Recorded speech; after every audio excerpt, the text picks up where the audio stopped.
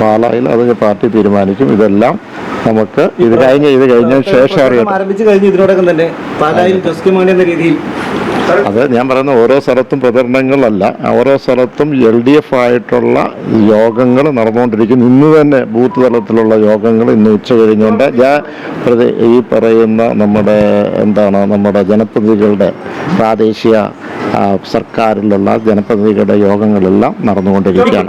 തെരഞ്ഞെടുപ്പ് പ്രഖ്യാപിച്ച ദിവസത്തിലേക്ക് എത്തുന്നു. അതെ, കേരള കോൺഗ്രസ് എമ്മിൻ്റെ സ്ഥാനാർത്ഥി പട്ടിക അത് സംബന്ധിച്ച് ഇന്ന് വൈകിട്ട് അല്ലെങ്കിൽ ലേറ്റസ്റ്റ് നാളെ രാവിലെ നമുക്ക് അത്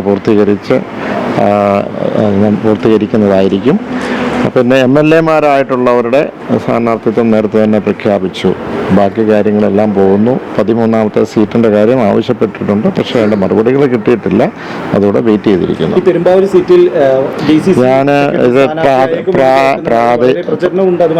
പ്രാദേശികമായ കാര്യങ്ങൾ സ്ഥാനാർത്ഥി പല സ്ഥലങ്ങളുടെ ഉണ്ട്. അതിൻ്റെ നീക്കുപോക്കുകളും അതുമായിട്ട് ചർച്ചകളും ആര് വേണമെന്നൊക്കെ നടത്തുകയാണ്. അത് ഏതൊക്കെയാലും ഇന്ന് വൈകിട്ടല്ല നാളെ രാവിലെ വെയിറ്റ് ചെയ്താൽ നമുക്കറിയാൻ പറ്റും.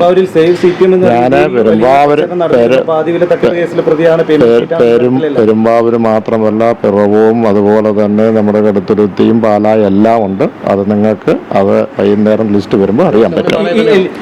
പാലായിൽ അത് പാർട്ടി തീരുമാനിക്കും. ഇതെല്ലാം നമുക്ക് ഇത് കഴിഞ്ഞ ശേഷം അറിയാം. ആരംഭിച്ചു കഴിഞ്ഞു. ഇതിനോടകം തന്നെ പാലായിൽ ജോസ് എന്ന രീതിയിൽ അത് ഞാൻ പറയുന്ന ഓരോ സ്ഥലത്തും പ്രചരണങ്ങളല്ല, ഓരോ സ്ഥലത്തും LDF ആയിട്ടുള്ള യോഗങ്ങൾ നടന്നുകൊണ്ടിരിക്കുന്നു. ഇന്ന് തന്നെ ബൂത്ത് തലത്തിലുള്ള യോഗങ്ങൾ ഇന്ന് ഉച്ച കഴിഞ്ഞുകൊണ്ട് ഈ പറയുന്ന നമ്മുടെ ജനപ്രതിനിധികളുടെ പ്രാദേശിക സർക്കാരിലുള്ള ജനപ്രതിനിധികളുടെ യോഗങ്ങളെല്ലാം നടന്നുകൊണ്ടിരിക്കുകയാണ്.